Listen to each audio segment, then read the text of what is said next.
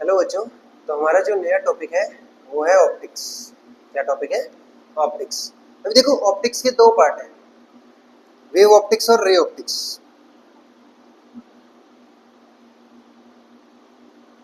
Wave optics and ray optics. देखिए, basically optics है क्या? Optics is about study about light. Optics के अंदर हम किसकी स्टडी करते हैं? लाइट की स्टडी करते हैं। अभी यहाँ पर दोनों जो पार्ट है ना, एक रे ऑप्टिक्स और दूसरा वेव ऑप्टिक्स। एक जो पार्ट है रे ऑप्टिक्स, इसको ज्योमेट्रिकल ऑप्टिक्स भी बोलते हैं। अभी ज्योमेट्रिकल ऑप्टिक्स क्यों बोलते हैं? क्योंकि इसमें हम जो भी रूल्स वगैरह फॉलो करेंगे वो ज्योमेट्रिकल मैथमेटिक्स के रूल्स फॉलो करेंगे और उनसे सारी की सारी जो इक्वेशंस हैं उनको डेराइव करेंगे और उन्हीं को फॉर्मुलाइज करेंगे। सारी चीजें जो है वो किसके बेस पे होगी? ज्योमेट्रिकल मैथमेटिक्स के बेस पे होगी। और जो नेक्स्ट पॉइंट है दैट इज वेव ऑप्टिक्स, उसके अंदर हम लाइट के वेव बिहेवियर के बारे में पढ़ेंगे। क्लियर है? तो सबसे पहले बात करते हैं ऑप्टिक्स की या फिर लाइट की। तो बेसिक चर्चा ऑन लाइट, सबसे पहले हम करते हैं बेसिक चर्चा ऑन लाइट। देखो, बेसिक चर्चा ऑन लाइट मतलब सबसे पहले ये जानते हैं कि लाइट है क्या।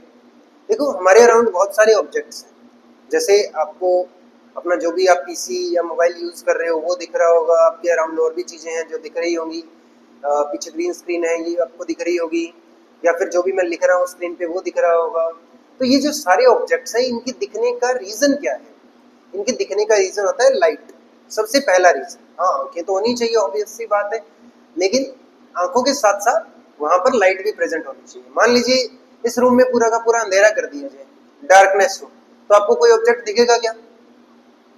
एक एक छोरा बोला, ऐसा जब मैंने पूछा, एक छोरा बोला क्लास में कि सर मैं टॉर्च ऑन करूं। अरे भाई, अंधेरा हो, अंधेरा होने का मतलब वहां पर लाइट प्रेजेंट ना हो। लाइट प्रेजेंट अगर नहीं होगी तो आपको ऑब्जेक्ट दिखेगा क्या? ऑब्जेक्ट नहीं दिखता, ऑब्जेक्ट नहीं दिखता। यानी कि सबसे पहले हमारे पास ऑब्जेक्ट दिखने के लिए प्रेजेंट क्या होनी चाहिए? लाइट प्रेजेंट होनी चाहिए। अभी ये लाइट क्या भला है, इस पे भी काफी बड़ी बहस छिड़ी कि चर्च मतलब लाइट जो है वो फॉर्म ऑफ एनर्जी है। Light is a form of energy. अब इस पे भी बात करेंगे, लेकिन पहले देखो, अगर कोई भी ऑब्जेक्ट आपको देखना है तो ऑब्जेक्ट देखने के लिए अपने को क्या चाहिए? ऑब्जेक्ट देखने के लिए अपने को सबसे पहले चाहिए लाइट, फिर चाहिए ऑब्जेक्ट। अभी लाइट रेज जो है वो ऑब्जेक्ट पे इमिट होती है, ऑब्जेक्ट उनको या तो एब्जॉर्ब कर लेता है या फिर उनको रिफ्लेक्ट कर देता है या फिर उनको ट्रांसमिट कर देता है। देखिए, अपने 11th क्लास के अंदर एक टॉपिक पढ़ा होगा, ब्लैक बॉडी रेडिएशन टाइप कुछ। उसके अंदर आपने लाइट के 3 फिनोमिनास पढ़े, किसी भी ऑब्जेक्ट के भी और लाइट के भी 3 फिनोमिनास पढ़े, एब्जॉर्प्शन, रिफ्लेक्शन एंड रिफ्रैक्शन। तो जब भी कोई लाइट किसी भी ऑब्जेक्ट पे, फॉर एग्जांपल हमारे पास एक ऑब्जेक्ट है, ठीक है, एक ऑब्जेक्ट है, इस पे अगर कोई लाइट रे इमिट होती है, मान लेते हैं ये इंसिडेंट रे है, ये क्या है? ये इंसिडेंट। तो ये यहाँ पर 3 टाइप के बिहेवियर दिखा सकता है। अभी तीनों साथ दिखाए या फिर अलग अलग दिखाए वो अलग बात है। तो ये क्या करेगा? ये लाइट को रिफ्लेक्ट भी कर सकता है। क्या कर देगा? लाइट को रिफ्लेक्ट भी कर सकता है, लाइट को ट्रांसमिट भी कर सकता है, ट्रांसमिट भी कर सकता है, और एब्जॉर्ब भी कर सकता है। और क्या कर सकता है? एब्जॉर्ब भी कर सकता है। एग्जाम्पल देखिए, बहुत ही अच्छा एग्जाम्पल है इसका। जैसे पानी है, पानी को आप धूप में रख दो, तो धूप में रख दोगे तो वो गर्म हो जाएगा। यानी कि उसने क्या किया, उसने लाइट का कुछ पार्ट, यानी कि वो जो एनर्जी आ रही थी सन से, उसका कुछ पार्ट क्या कर लिया? एब्जॉर्ब कर लिया। इसके अलावा आपको पानी के अंदर अपना चेहरा भी दिखता है। आप जैसे ऐसे देखोगे पानी के अंदर तो आपको अपना फेस भी दिखेगा। आपको नीचे जमीन वाली जगह जो भी, जिसमें मान लो आपने किसी भी बाथरूम जिसमें इक्विपमेंट में आपने पानी लिया है उसका तला भी दिखेगा। यानी कि आपको वहां पर दोनों जो इंसिडेंसेस है, रिफ्लेक्शन एंड रिफ्रैक्शन, वो दोनों एक साथ दिखेगी, और एब्जॉर्प्शन तो वहां पर हो ही रहे, है ना। तो यानी कि सीधा सा मतलब है कि भी जब भी लाइट इमिट होती है किसी भी ऑब्जेक्ट पे तो वहां पर 3 इंसिडेंस हो सकती है, एब्जॉर्प्शन, रिफ्लेक्शन एंड रिफ्रैक्शन। ध्यान रखना, जो एब्जॉर्प्शन होता है, जैसे फॉर एग्जांपल आप एब्जॉर्प्शन का देखो बहुत अच्छा एग्जांपल, आप बहुत सारे गुब्बारे लो अलग अलग कलर के, एक व्हाइट कलर का गुब्बारा और एक ब्लैक का भी लो, ठीक है। अगर आप सभी को धूप में रख दोगे और आप देखना जो एक्सपेंशन होगा, सबसे ज्यादा जो एक्सपेंशन होगा वो ब्लैक कलर वाले में होगा। उसका रीजन क्या होता है? कोई भी ऑब्जेक्ट जो है वो आपको ब्लैक क्यों दिखता है? क्योंकि उस पर जितनी भी लाइट रेज इमिट हुई ना, उसने वो सारी क्या कर ली, एब्जॉर्ब कर ली। अगर सारी एब्जॉर्ब कर ली तो आपको आपके तरफ लाइट रेज कौन सी आएंगी, कोई नहीं आएगी। तो वहां पर जो लाइट रेज आई उसने क्या की, एब्जॉर्ब की। अगर एब्जॉर्ब की तो कोई भी लाइट रे बची नहीं, अगर बची नहीं तो वो ऑब्जेक्ट आपको कैसा दिखेगा, वो ऑब्जेक्ट आपको ब्लैक दिखेगा। ठीक है, ऐसे ही अगर येलो कलर का कोई ऑब्जेक्ट दिख रहा है या फिर कोई ऑब्जेक्ट अगर आपको रेड कलर का दिख रहा है, दैट मीन्स उसने केवल वो लाइट रे छोड़ दी है, बाकी सारी उसने क्या कर ली, एब्जॉर्ब कर ली। बाकी सारी लाइट रे उसने क्या कर ली, एब्जॉर्ब कर ली। जैसे मान लीजिए अपने पास कोई अगर रेड कलर का ऑब्जेक्ट है, कोई कैसा ऑब्जेक्ट है, रेड कलर का है। रेड कलर का होने का रीजन क्या है कि इसने जो सारी लाइट रेज है वो क्या कर ली, एब्जॉर्ब कर ली। सिर्फ कौन सी छोड़ी, रेड कलर की। तो आपकी आंखों तक कौन सी आएगी, रेड कलर की आएगी। तो आपको ये ऑब्जेक्ट भी कैसा दिखेगा, रेड कलर का, ऑब्वियस। ओके, तो ऐसे अपने को ऑब्जेक्ट दिखते हैं वहां पर जो जो इंसिडेंसेस होती है। अभी बात आती है लाइट की, कि लाइट क्या भला है। लाइट इमिट होती है प्रेजेंट, अगर मान लो कोई ऑब्जेक्ट देखना है तो वहां पर लाइट होनी चाहिए, ऑब्जर्वर होना चाहिए। अभी जो ऑब्जेक्ट है वो रिफ्लेक्ट भी करेगा, रिफ्लेक्ट भी करेगा और एब्जॉर्ब भी करेगा।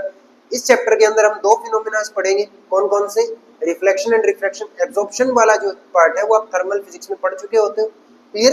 तो यहाँ पर अपने पास कौन से फिनोमेना आएंगे, रिफ्लेक्शन एंड रिफ्रैक्शन वाले फिनोमेना। लेकिन वहां तक पहुंचने से पहले हम ये समझते हैं कि लाइट क्या है। ठीक है, तो सबसे पहले देखो चर्चा ऑन लाइट, बेसिक चर्चा ऑन लाइट। अभी देखिए सबसे पहले लाइट है क्या।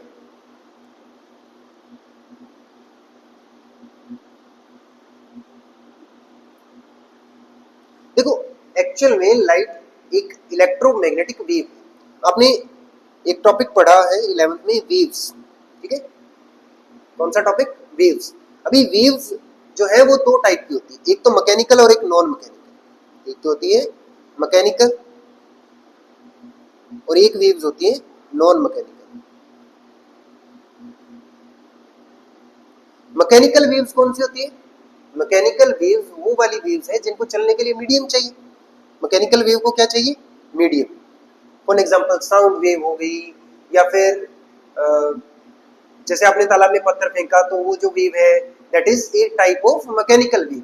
या फिर अगर मान लो मैं आवाज, जहाँ जो आपके मोबाइल के स्पीकर से आवाज आ रही है, अगर आपके रूम में वैक्यूम क्रिएट कर दिया जाए, या फिर आपके टैब से या फिर लैपटॉप से जो आवाज आ रही है, अगर रूम में वैक्यूम क्रिएट कर दिया जाए तो आपको वो आवाज सुनाई नहीं देगी। क्यों सुनाई नहीं देगी, क्योंकि वहां पर मीडियम ही नहीं है। तो उन वेव्स को ट्रेवल करने के लिए किसकी जरूरत होती है, मीडियम की जरूरत होती है। सेकंड चीज, non mechanical waves. Non mechanical वाले में आपको मीडियम रिक्वायर्ड है नहीं होता, मीडियम रिक्वायर्ड है नहीं होता। जैसे सन से यहाँ तक लाइट आ रही है, अगर सन पे कोई चिल्लाए, बेचारे को फेंक दिया जाए और वो चिल्लाए, तो आपको आवाज सुनाई नहीं देगी। हो सकता है वो दिखाई दे जाए, आपने कोई बड़ी सी दूरबीन ले ली और उसको देख लिया, तो सन से जो लाइट आ रही है वो अपने को दिख रही है, लेकिन वहां पर जो ब्लास्ट हो रहे हैं वो सुनाई नहीं देती। क्यों नहीं देती भी, क्योंकि बीच में क्या आ गया, वैक्यूम आ गया, और वैक्यूम में साउंड वेव्स ट्रेवल नहीं कर सकती। वैक्यूम में साउंड वेव्स ट्रेवल नहीं कर सकती। कौन सी वेव्स ट्रेवल कर सकती है वैक्यूम में, नॉन मैकेनिकल वेव्स। तो नॉन मैकेनिकल वेव्स जो है एक पार्ट होता है इलेक्ट्रोमैग्नेटिक वेव, एक टाइप होते हैं कौन सा, इलेक्ट्रोमैग्नेटिक वेव, है ना। इलेक्ट्रोमैग्नेटिक वेव में देखो क्या है, इलेक्ट्रोमैग्नेटिक वेव एक जो पार्ट होता है इसका इलेक्ट्रिक फील्ड, और दूसरा पार्ट बनाता है इसका मैग्नेटिक फील्ड। ठीक है, इलेक्ट्रिक फील्ड और मैग्नेटिक फील्ड दोनों एक दूसरे के परपेंडिकुलर चलते हैं। यहाँ पर दोनों एक दूसरे के क्या चलते हैं, परपेंडिकुलर चलते हैं। अगर हम यहाँ पर थोड़ा सा एक एनिमेशन के थ्रू समझना चाहें, हाँ, तो ये जो है ये एक्चुअल में क्या है, इलेक्ट्रोमैग्नेटिक वेव है। अभी अगर आप यहाँ पर इस एनिमेशन को रन करवाएं तो यहाँ पर दो पार्ट आपको चलते हुए नजर आ रहे होंगे, एक तो मैग्नेटिक फील्ड और एक है इलेक्ट्रिक फील्ड। यहाँ पर जो ग्रीन वाला पार्ट है, आप वीडियो को पॉज करके भी देख सकते हैं, जो ग्रीन वाला पार्ट है वो कौन सा है, इलेक्ट्रिक फील्ड का, और जो रेड वाला पार्ट है वो मैग्नेटिक फील्ड है। तो इसको अगर आप ध्यान से देखो तो यहाँ पर आपको दो पार्ट नजर आ रहे होंगे, कौन कौन से, इलेक्ट्रिक एंड मैग्नेटिक फील्ड। तो इसके अंदर हमारे पास दो पार्ट है। देखो ये वाला जो पार्ट है, जो ये अप एंड डाउन मोशन कर रहे हैं, ये वाला पार्ट कौन सा है, ये इलेक्ट्रिक फील्ड है। ये कौन सा फील्ड है, इलेक्ट्रिक फील्ड। ओके, और ये जो रेडिश पार्ट दिख रहा है ये कौन सा है? Magnetic field. ये कौन सा फील्ड है? Magnetic field. और इलेक्ट्रिक एंड मैग्नेटिक फील्ड एक दूसरे के क्या मूव करते हैं? ऐसे परपेंडिकुलर मूव करते हैं, परपेंडिकुलर नाचते रहते हैं, एक दूसरे को बनाता है, दूसरा पहले को बनाता है। इसका एक्सप्लेनेशन जो मैग्नेटिक इलेक्ट्रोमैग्नेटिक चैप्टर है उसमें मिलेगा अपने को, जो मैक्सवेल इक्वेशंस है उनके थ्रू, ठीक है। तो और जो वेव की डायरेक्शन है वो इन दोनों के परपेंडिकुलर है। वेव की डायरेक्शन किधर है अभी? इन दोनों के परपेंडिकुलर। तो ये वाली जो डायरेक्शन है यहाँ पर, ये वाली जो डायरेक्शन है ये किसकी डायरेक्शन है? ये वेव की डायरेक्शन है। ऐसे ये किसकी डायरेक्शन है? वेव की डायरेक्शन। क्लियर है? तो यहाँ पर अपने पास इलेक्ट्रोमैग्नेटिक वेव कैसे चलती है? इलेक्ट्रिक एंड मैग्नेटिक फील्ड से। और इलेक्ट्रिक और मैग्नेटिक फील्ड एक दूसरे के क्या रहते हैं? परपेंडिकुलर रहते हैं, एक दूसरे को बनाते रहते हैं, ठीक है। हाँ, तो यहाँ पर ये जो इलेक्ट्रोमैग्नेटिक वेव्स है इनको चलने के लिए मीडियम की जरूरत है नहीं होती। क्यों नहीं होती? क्योंकि magnetic field electric field create करता है और electric field magnetic field create करता है। क्लियर है? तो ये बात होगी भी इलेक्ट्रोमैग्नेटिक वेव की। क्लियर है? तो यहाँ पर ये इलेक्ट्रोमैग्नेटिक वेव की प्रोपेगेशन की डायरेक्शन दी हुई है आपको। ये जो प्लेन दे रखा है ना हॉरिजॉन्टल, एक तो ग्रीन वाला प्लेन है, एक रेड वाला प्लेन है। रेड वाला प्लेन जो है वो मैग्नेटिक फील्ड को रिप्रेजेंट कर रहा है और ग्रीन वाला इलेक्ट्रिक फील्ड को रिप्रेजेंट कर रहा है। ओके, और जो अपने पास देखो, अगर इसमें एक्सिस वाइज ले हम, तो जो हॉरिजॉन्टल एक्सिस है उसको z माने x और y एक्सिस और z एक्सिस। तो जो वेव का प्रोपेगेशन है वो x एक्सिस के अलोंग है, यानी कि इन दोनों के परपेंडिकुलर, इन दोनों के किधर है? परपेंडिकुलर। क्लियर है? अच्छे से समझ आया? ठीक है। तो ये तो बात होगी इलेक्ट्रोमैग्नेटिक वेव की। अभी बात आती है, ठीक है, ये तो बात होगी इलेक्ट्रोमैग्नेटिक वेव की। तो लाइट जो है वो क्या है? एक टाइप से इलेक्ट्रोमैग्नेटिक वेव है। क्या है? इलेक्ट्रोमैग्नेटिक वेव है। अभी अपने को पता है कि जो वेव्स होती है उनकी कुछ फ्रीक्वेंसी होती है, उनकी कुछ वेवलेंथ होती है, ठीक है, और स्पीड भी होती है। तो लाइट की जो स्पीड है, अगर बात करें स्पीड की, तो लाइट की जो स्पीड है अपने को अच्छे से पता है कि स्पीड क्या होती है लाइट की? c से रिप्रेजेंट करते हैं, दैट इज अराउंड 3 × 10⁸ मीटर पर सेकेंड। आपने शायद एक जो फैक्ट, एक कंपोनेंट है वो पढ़ा हो ना पढ़ा हो, ध्यान देना। c is equals to √1/ε0 mu naught. यहाँ पर म्यू नोट जो है परमिएबिलिटी ऑफ फ्री स्पेस है and epsilon naught permittivity of free space है। देखिए जो एप्सिलॉन नोट है वो क्या है? परमिटिविटी ऑफ फ्री स्पेस, ठीक है, और जो म्यू नोट है वो क्या है? Permeability of free space.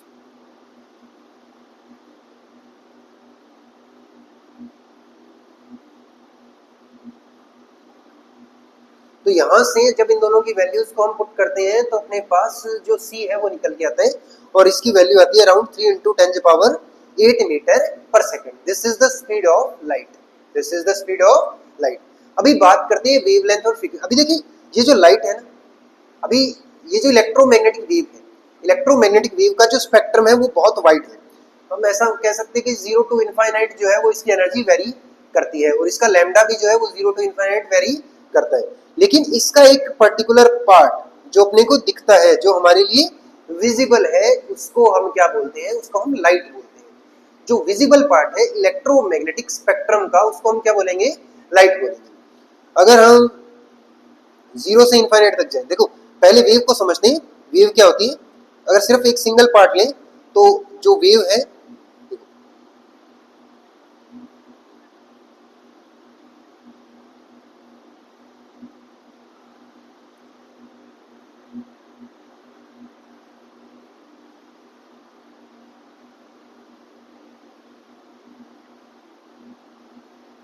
ये अपने पास क्या आया भाई? ये आ गई अपने पास वेव आ गई। क्या आ गई भाई? ये वेव आ गई, ऐसे घूमती, ऐसे मतलब लहराती हुई चल रही है बेचारी, है ना, लहराती हुई लहराती हुई। तो यहां से जो देखो ये वाला जो पार्ट है इसको बोलते हैं सोर्स। इसको क्या बोलते हैं? सोर्स। जैसे मान लो कि आप एक रस्सी लो, रस्सी को यूं बांध लो और बांध के उसमें एक स्विंग जनरेट करो, तो वो जो स्विंग है that is wave, that is wave. और स्विंग जनरेट करने के लिए आपने यूं जो हाथ को ऐसे ऊपर नीचे की तरफ किया, दैट इज जनरेट। तो वेव किसने जनरेट की? आपके हाथ ने जनरेट की। अगर आपने हाथ ने जनरेट, आपके हाथ ने वेव को जनरेट किया, तो यहाँ पर सोर्स कौन है? आपका हाथ। तो यहाँ से वेव क्या हो रही है? जनरेट हो रही है। वेव क्या हो रही है? जनरेट हो रही है। ये है सोर्स। अभी देखो सोर्स जब एक ऑसिलेशन करता है, यानी कि एक ऑसिलेशन का मतलब ये ऐसे ऊपर जाए, इस पॉइंट से ये ऊपर जाए, फिर वापस बॉटम मोस्ट पॉइंट तक आए और फिर वापस से अपने ओरिजिनल पॉइंट पे आए, दिस इज वन ऑसिलेशन। तो एक ऑसिलेशन में ये जो जनरेट हुआ है ये क्या है, ये वेव है, ये क्या है, वेव। और एक ऑसिलेशन में ये जो एनर्जी है, एक्चुअल में देखो वेव का जो सीधा सा मतलब आएगा वो आएगा एनर्जी से। एक ऑसिलेशन में ये जो स्विंग है ये जितना आगे जा चुका है उसको बोलते हैं वेवलेंथ, उसको क्या बोलते हैं, वेवलेंथ, दिस इज वेवलेंथ। यानी कि सोर्स के एक ऑसिलेशन में जो वेव है वो जितना आगे बढ़ जाती है उसको क्या बोलते हैं, ऑसिलेशन बोलते हैं, उसको क्या बोलते हैं, ऑसिलेशन, सॉरी, वेव जो है जितना आगे बढ़ जाती है उसको क्या बोलते हैं, वेवलेंथ, उसको क्या बोलते हैं, वेवलेंथ। और जो पूरा का पूरा एक ऑसिलेशन है उसको करवाने में जितना टाइम लगता है, time for one oscillation, time for one oscillation, इसको बोलते हैं टाइम पीरियड। क्या बोलते हैं इसको, टाइम पीरियड। क्लियर है? वेव जितना चल जाती है उसको क्या बोलते हैं, वेवलेंथ। और जितना टाइम लगता है उसको क्या बोलते हैं, टाइम पीरियड। अगर वेलोसिटी निकालना हो, वेव का क्या निकालना हो, वेलोसिटी। अभी वेव की वेलोसिटी का मतलब देखो, टी टाइम, अगर मैं टाइम पीरियड को कैपिटल टी से रिप्रेजेंट करूं तो टी टाइम में जो वेव है वो कितना चल गई, लैम्डा चल गई। टी टाइम में वेव कितना चल गई, लैम्डा चल गई। तो यहां पर स्पीड क्या आ जाएगी भी, speed of wave, speed of wave कितनी आ जाएगी, लैम्डा बाई टी। स्पीड कितनी आ जाएगी, लैम्डा बाई टी, जिसको आप v से रिप्रेजेंट करो, अगर स्पीड ऑफ लाइट है तो c से रिप्रेजेंट करो। तो v क्या आ गया अपने पास, स्पीड ऑफ लाइट आ गया। क्या आ गया भाई, स्पीड ऑफ लाइट। अभी देखो अपने को पता है कि जो 1/t है वो क्या होता है, फ्रीक्वेंसी। 1/t क्या होता है, फ्रीक्वेंसी। और फ्रीक्वेंसी को जनरली न्यू से लिखते हैं, ध्यान रखना। और अपने पास v कितना आ जाएगा, lambda into new, lambda into new, यानी कि वेवलेंथ इंटू फ्रीक्वेंसी। यहां से हम क्या कह सकते हैं, स्पीड ऑफ वेव। एक बार लाइट की बात नहीं कर रहे, सिर्फ वेव की बात करें। स्पीड ऑफ वेव क्या आ गई अपने पास, वेवलेंथ इंटू फ्रीक्वेंसी। क्लियर है, वेवलेंथ इंटू फ्रीक्वेंसी। फ्रीक्वेंसी की जो यूनिट है वो क्या होती है, यूनिट होती है हर्ट्ज, या फिर अपने कह सकते हैं पर सेकेंड। ठीक, तो स्पीड ऑफ लाइट के लिए यहाँ पर c के लिए अगर अपने पास c निकालना हो तो फ्रीक्वेंसी ले लेंगे लाइट की और लैम्डा लेंगे। क्लियर है? तो ये तो बात हुई किसकी, वेव की रिगार्डिंग। अभी जो लाइट है वो क्या है एक्चुअल में, light is a type of energy, light is a type of energy. अभी जो इलेक्ट्रोमैग्नेटिक वेव है उसका बहुत बड़ा स्पेक्ट्रम, एक बहुत वाइड स्पेक्ट्रम है। उसके अंदर एक पर्टिकुलर अराउंड लगभग 400 से 720 नैनोमीटर के अराउंड ये जो है ये वेवलेंथ का है। ये किसका यूनिट है, वेवलेंथ। अभी ये जो स्पेक्ट्रम का जो वेवलेंथ दिया है ये वैक्यूम के लिए, ध्यान रखना, क्योंकि मीडियम में चेंज हो जाता है। तो इसके अंदर जो भी वेव्स लाई करती है उनके लिए हमारी आंखें जो है वो सेंसेशन प्रोवाइड करवाती है, और उनको हम क्या बोलते हैं, लाइट बोलते हैं। उसको हम क्या बोलते हैं, लाइट बोलते हैं। आपने थोड़ा सा ऐसा अगर 10th में पढ़ा हो तो एक विपग्योर स्पेक्ट्रम होता है, विपग्योर स्पेक्ट्रम होता है। यहाँ में अपन अगर वॉयलेट से रेड की तरफ जाए तो जो फ्रीक्वेंसी है यानी कि जो एनर्जी है वो घटती है और जो वेवलेंथ है वो बढ़ती है। इधर से इधर जाए तो फ्रीक्वेंसी घटती है और वेवलेंथ बढ़ती है, और उल्टा करें तो अपने पास जो एनर्जी या फ्रीक्वेंसी बोल सकते हो या एनर्जी बोल सकते हो, तो एनर्जी क्या होती है, बढ़ती है, और जो लैम्डा है वो घटता है। क्लियर है? तो हमारे पास एक बहुत सारा वाइड स्पेक्ट्रम है, उसके अंदर एक छोटा सा पार्ट जिसको हम विजिबल स्पेक्ट्रम बोलेंगे। इसको क्या बोलेंगे, विजिबल स्पेक्ट्रम। ये जो विपग्योर वाला पार्ट है this is visible to us, visible spectrum. तो जो पार्ट अपने को दिखता है उसको विजिबल स्पेक्ट्रम, और इस विजिबल स्पेक्ट्रम को ही हम क्या बोलेंगे, लाइट बोलेंगे। इस विजिबल स्पेक्ट्रम को ही क्या बोलेंगे, लाइट बोलेंगे। हाँ वो एक अलग बहस है कि भी इस एनर्जी को हम पार्टिकल माने या वेव माने, एक बार हम इन दोनों चैप्टर्स में इसको वेव मानेंगे, ठीक है। तो ये बात होगी बेसिक चर्चा ऑन लाइट। हालांकि इसमें और भी बहुत सी चीजें हैं, ध्यान रखना, जिसपे चर्चा हम नेक्स्ट वीडियो में करेंगे। ओके, तो आज के लिए